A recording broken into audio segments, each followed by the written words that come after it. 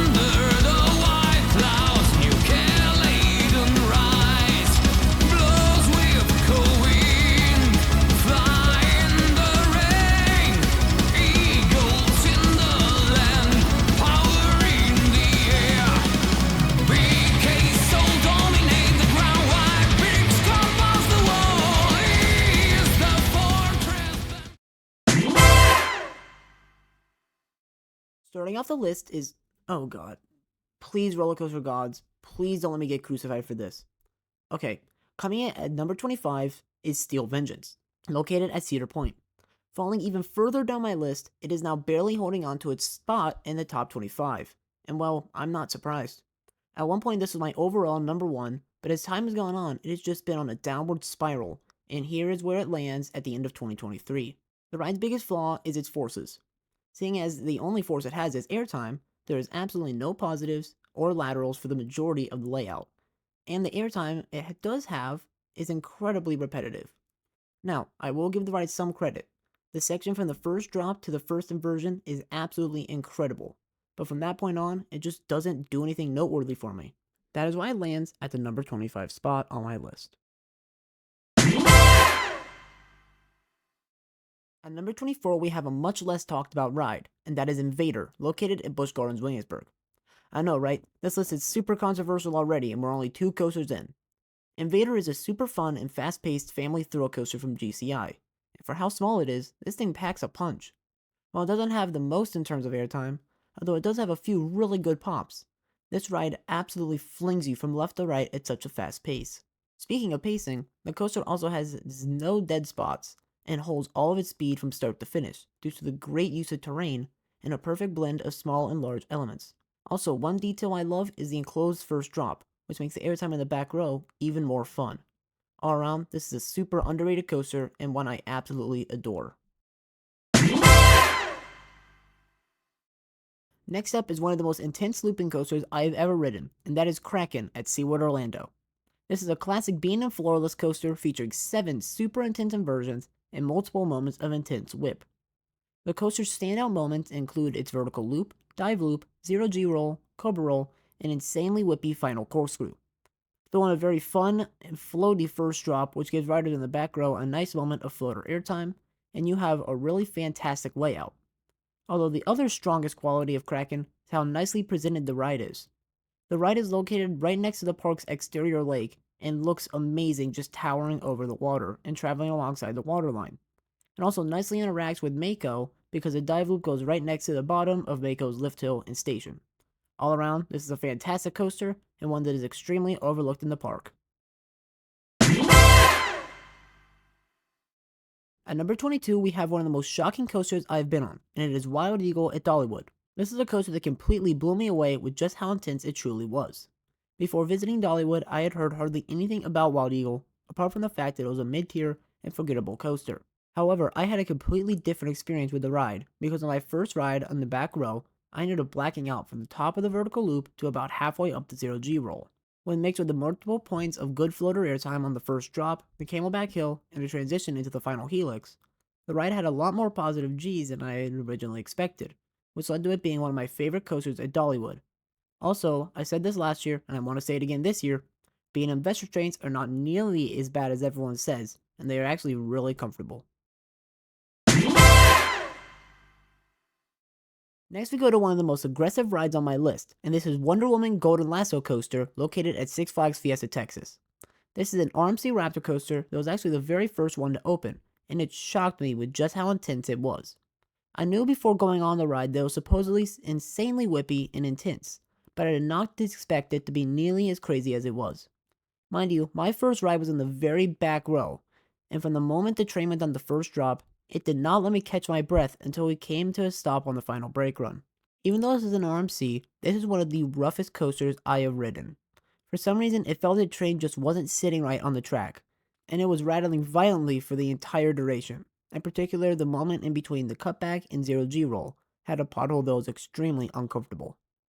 Other than that, this is a wild and intense coaster that deserves a spot on my list. Alpengeist is the absolutely massive B&M invert at Busch Gardens Williamsburg. And when I say this ride is huge, I mean it is gigantic. The ride has a max height of 195 feet and a max speed of 67 miles per hour. Keep in mind, the next tallest invert is 167 feet tall, which is a whole 28 feet shorter than Alpengeist. Now, stats are one thing, but the ride experience is unbelievably intense and filled with crazy whip and positive forces. The most wild of these elements is easily the brutal Cobra Roll, which I'm convinced is designed to inflict as much force on the human body as possible. Most B&M coasters have pretty whippy Cobra Rolls, Raptor Cedar Point for example, but none of them even come close to just how whippy Alpengeist Cobra Roll is. It genuinely feels like a car crash in the best way, and that description goes for the rest of the ride as well. After each ride, it leaves you feeling so drained, and it is absolutely my favorite invert ever. Next, we make our way to Hershey Park for the first of many coasters from that park on my list. Fahrenheit is an intimate vertical lift coaster and the only one of its kind in the United States. Featuring a vertical lift into a 97-degree beyond vertical drop, the ride is way more intense than I ever expected it to be. The Norwegian loop in particular was filled with crushing positive Gs that led me to graying out all the way throughout the element. The double corkscrews that mark the midway point of the coaster are some of the most intense and whippy inversions I've ever seen on any coaster. These two inversions just fling you from side to side in one very fluent motion that just feels right. Though on the super intense ejector hill just before you fly into the final brake run, and the whole experience is just super fun and the perfect level of intensity, and by God am I upset that I only got one ride on this during my visit.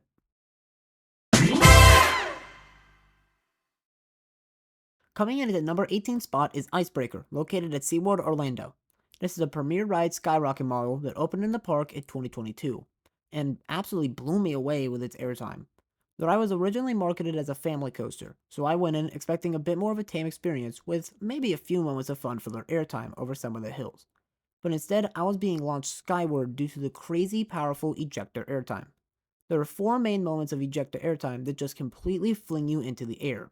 Those being the backward step up into the spike, the step up into the top hat, and the double bunny hill before the turnaround. Those four moments were easily the most intense moments of airtime in the entire park. The backward spike also had a ton of fun floater airtime, which really just helped round out the coaster. All around, this is a perfect addition to the park, and really the complete opposite of a family coaster, let's be honest. Going just across the park, we have Mako, the B&M hypercoaster that is brutally overrated. While the coaster is really good and a ton of fun, I went in hearing that this was the best B&M hyper in the world, and well, that couldn't be farther from the truth if you were to ask me.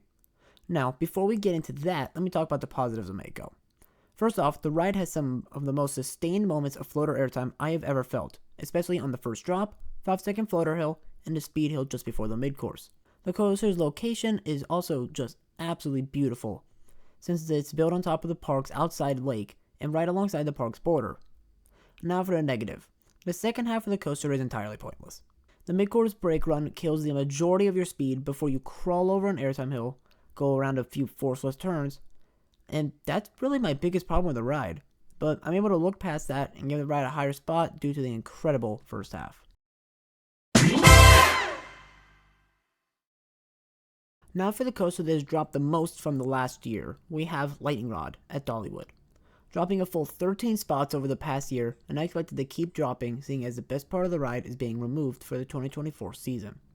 The ride itself isn't bad, but it also isn't anything special, and I would say in terms of layout is a tier below all the other R.C.E coasters I have ridden, especially when combined with the short ride time. I know this is a coaster that has some very intense fans, but in my opinion, the ride doesn't feel like it has an identity of its own. It just felt like all of R.C.'s filler elements strung together with a mediocre launch at the start. I don't hate Lightning Rod, it's just nowhere near the level that I had it on last year on my list. It's still a great coaster, and I cannot deny that quad down is absolutely wild.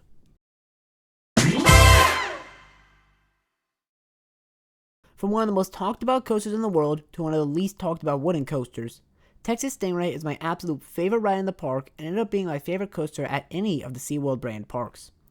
The ride has multiple different moments of fun airtime ranging from sustained floater hills to super strong and quick pops of ejector airtime.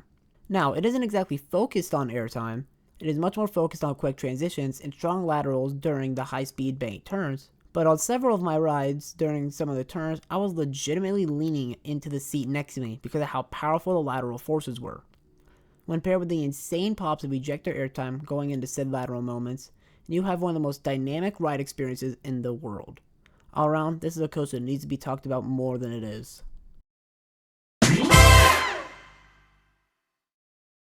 Jumping back over to Cedar Point, we have the dumbest coaster on my list, the Magnum XL 200. I'm going to be entirely honest from the start here and not even try to lie. Magnum is by definition a flawed ride. It is not the fastest or the tallest, nor is it the most thrilling, and not even close to being the smoothest, but it is absurdly fun. From the moment you drop off the lift, it is non-stop being bounced from left to right in the most awkward way, but at no point is it uncomfortable. My favorite part of the entire ride is what enthusiasts call the airtime alley. This is a return run as you make your way back towards the station, and it is a non-stop barrage of sharp ejector hill after ejector hill. And it might be uncomfortable for some, but personally, they are just way too much fun and have me laughing uncontrollably. Sure, Magnum does not deserve to be this high, but I just love it way too much to put it any lower. Going back to my home park, we have the wildly underrated Copperhead Strike. This is a mock multi-launch coaster that opened up in 2019 and completely blew me away after my first ride. Now, Copperhead Strike has always been unfairly compared to Maverick at Cedar Point, since they are both multi-launch coasters, but honestly, the coasters couldn't be more different. Copperhead focuses heavily on providing the riders with as much hang time as possible. While there are a lot of other forces during the layout, particularly the airtime, hang time is the main focus. There are 4 main hang time moments: the JoJo roll, both vertical loops, and the inverted top hat, each one giving at least 2 seconds of hang time.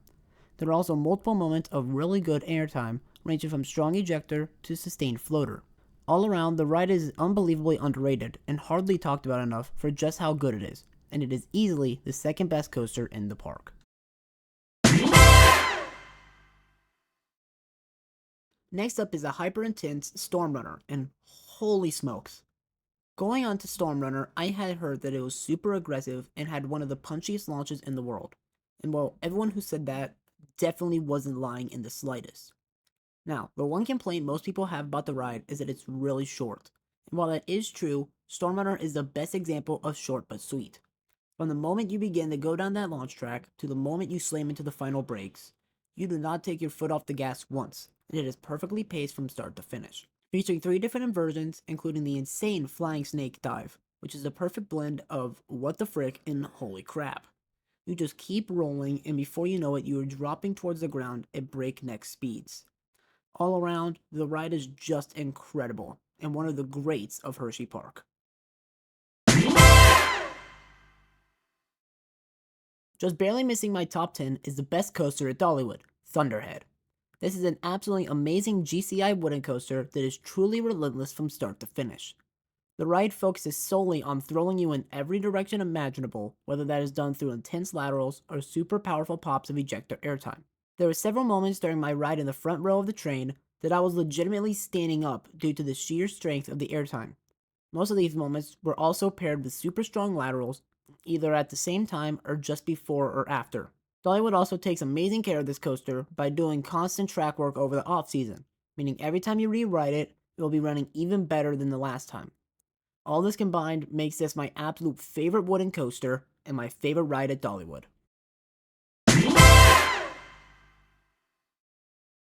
Starting off the top 10 is the incredibly controversial Skyrush. Seemingly nobody can agree on where this ride should rank, and well, I've had a very hard time deciding between this coaster and the number 9 spot, but in the end, I am putting this at number 10. In terms of overall layout, Skyrush has one of the best in terms of just throwing you from element to element, but because of a weird moment at the end where it just completely dies, I can't say it has a perfect layout. Other than that one moment, there are so many super strong moments of ejector airtime, and even more so, some of the most aggressive laterals on any coaster I have experienced. And it all does this while absolutely shredding through the layout with non-stop pacing. The only thing holding Skyrush back from ranking higher are the lap bars, which are quite uncomfortable and will dig into your thighs really hard by the end of the ride. Coming in just one spot above Skyrush is the best B&M Hyper, Goliath. In terms of B&M Hyper layouts, Goliath does absolutely everything perfectly and completely blows every other Hyper out of the water, clearly shown by the 8 spot gap between this and Mako. There's not a single foot of wasted track anywhere on this ride, unlike Skyrush, and each element adds to the overall ride experience. Nothing feels out of place per se. Not to mention how comfortable these trains are with the clamshell restraints, eliminating any chance of discomfort. Let's really quickly get into some more specific details. The 540-degree helix turnaround is probably one of the best turnaround elements on any hypercoaster, with a sustained moment of intense positive Gs, nicely contrasting all of the airtime moments. My favorite thing about the coaster is the fact that it doesn't only have floater airtime. There are also several moments of ejector airtime, which really bring the experience to the next level. All around, there is no way this is not the best B&M Hyper.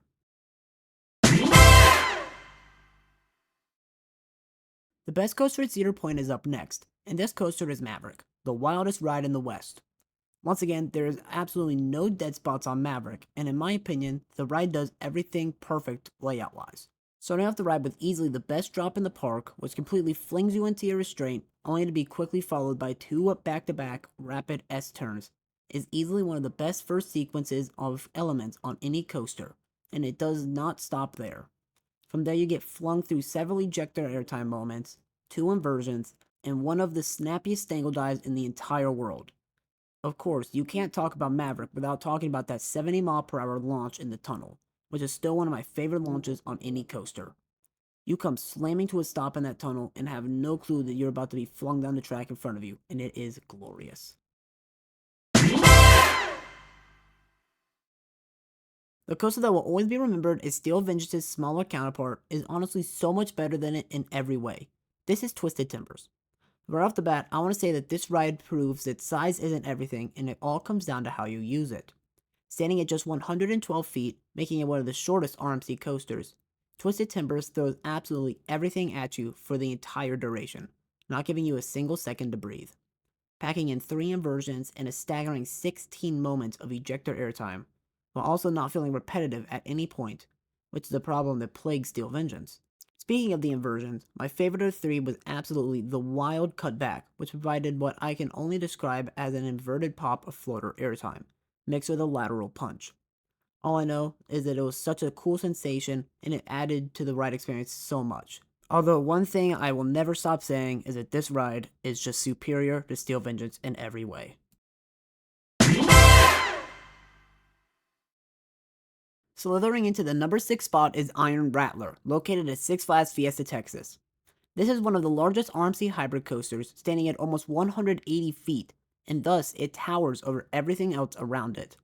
The ride features several moments of strong ejector airtime, mainly when jumping on or off the large cliff that is built next to, making it have a much more dynamic layout than most coasters. The best of these moments being the step up before the overbank turn on top of the cliff. This single moment gives one of the most powerful yet sustained moments of ejector airtime I've ever experienced on any coaster. After that, you go through a few lateral filled turns before you float through the Heaven Roll, which is easily one of my favorite inversions on any RMC coaster, due to just how floaty and graceful it is.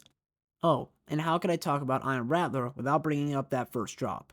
Truly demented. One of the company's best coasters. We've officially made it to the top 5 of this list. Now, this is where the coasters become some of my all-time favorites. There is not a single critique I would do about any of these coasters' layouts. Now, before we jump into number 5, I want to just real quickly ask you to scroll down to the underneath this video and just hit that subscribe button. It's free, you can unsubscribe at any time, and while you're down there, be sure to hit that notification bell so you know whenever I come back from my break I'm taking after this video. Okay, with that out the way, let's jump right into the number 5 spot. Pantheon is the Intamin swing launch coaster that I definitely did not give enough credit to before I wrote it. For the longest time, I would exclusively refer to Pantheon as Midtheon, because, well, I thought it looked pretty lame layout-wise. But then I wrote it, and I'm just gonna let my first reaction speak for itself. Nice. That was amazing. Yes, it was. You should have been on the front row. What just happened? Okay. What? Okay.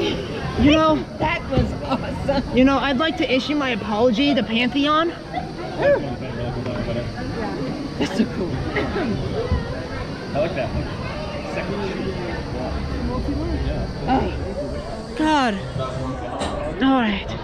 From the moment you enter the swing launch element, it is non-stop speed until you slam to a stop on the final brake run. And the ride uses its shorter track length to its advantage, maintaining a breakneck pace from start to finish. The backwards airtime hill during the second pass on the swing launch completely flings you into the air, while also shoving you forwards before you fly into the massive backward spike, which gives so much floater airtime. Not to mention the massive outer bank turn and the wonderful 0G stall, both providing amazing moments of weightlessness. All around, Pantheon is a fantastic launch coaster, and one I cannot wait to ride again. The coaster on my list with the most intense positive Gs is Intimidator 305, located at King's Dominion, and holy crap. This is an Intamin Giga, but unlike Millennium Force, a Giga also built by Intamin, Intimidator stays exclusively low to the ground after the massive drop, meaning that its sense of speed is entirely unmatched. After the 305-foot lift, the next tallest element isn't even half the size. And the best part is, that element isn't even the one after the drop. After the massive drop, the train hits a low to the ground turn that pulls sustained 5 Gs of force throughout, which made me fully black out on each of my rides. Because of this, I want to get my vision back until the top of the large ejector hill under the lift. After this, the coaster goes through several low to the ground rapid S-spins, each providing a strong moment of lateral ejector airtime. Only downside is if you're an idiot like me and ride it 10 times in a row, you will get a terrible headache from blacking out so much. The first coaster to ever get the title of my number 1 coaster is still holding on to its spot in my top 3. This is Fury 325. Fury is still the coaster I have ridden the most out of any other coaster on my list, and I still have a massive soft spot for the ride as a whole. The best way I can describe the ride experience is if B&M looked at Intimidator 305 and said, "Hey, we can do that." The ride focuses mainly on quick, low-to-the-ground twists and moments of high positive Gs. The best example of this being the treble clef turnaround, which completely crushes you into your seat for about 4 or 5 seconds, before throwing you into what I believe to be the only instance of true lateral ejector airtime on any B&M coaster. The coaster also has what I believe to be one of the best first drops on any coaster ever. The drop just feels like it lasts forever due to the perfect shaping, and the way it slams you into your seat at the bottom will never get old.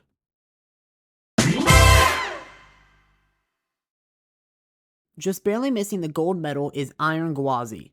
What can I even say about this ride that I haven't said before, other than wow? There is not a single wasted element anywhere on this layout, and it is truly one of the most relentless coasters ever designed, with the way it just flies from element to element.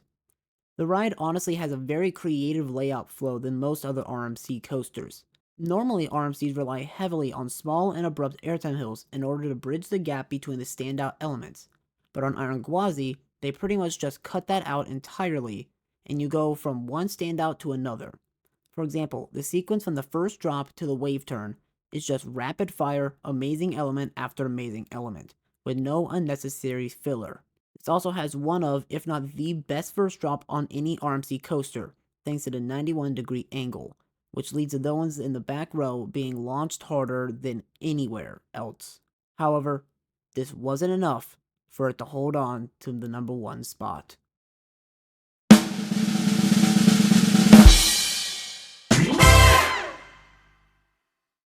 Swiping the gold medal from right under Iron Gwazi's feet right at the end of the year is my new favorite coaster, Wildcat's Revenge. This ride is just so powerful and genuinely does everything I love in a coaster, from the breakneck pacing to the absurd laterals, and it even has a few moments of very strong positive forces. Everything I said about Iron Gwazi applies to Wildcat as well, but it does it even better. It has zero filler elements, it has unbelievable pacing, it will make you feel like a full-on ragdoll, and best of all, it is infinitely rewritable. Let me just talk about a few specifics. First off, the second wave turn is easily the best moment of lateral ejector airtime I have ever experienced, due to just how intense it is, and it is followed by the craziest double down in the world, because in between the 2 drops is a sharp, unbanked turn that completely flings you to the side of the train.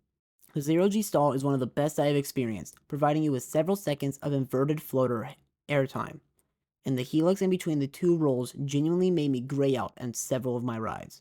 All around, this is the best coaster I have ridden, and I can't wait to re-ride it in the future. And with that, I have reached the end of my list. If you made it this far, then I want to thank you from the bottom of my heart, because I know this has been a really long video. 2023 has been my best year on YouTube yet, and I couldn't have done it without all of you watching and enjoying my content, so thank you. And, well, I guess that leads me into the last thing I want to say. As of the releasing of this video, I'm going to be taking a few month break from making videos on this channel. I've seriously burnt myself out, and I've also run out of interesting things to talk about, so I want to take some time away. I'll still be uploading occasional gaming videos over on R.C.E Gaming, but they'll be a lot less heavily edited than the videos on this channel. But that's all for now, and I'll see you in a few weeks. I love you all, and one last time, bye for now.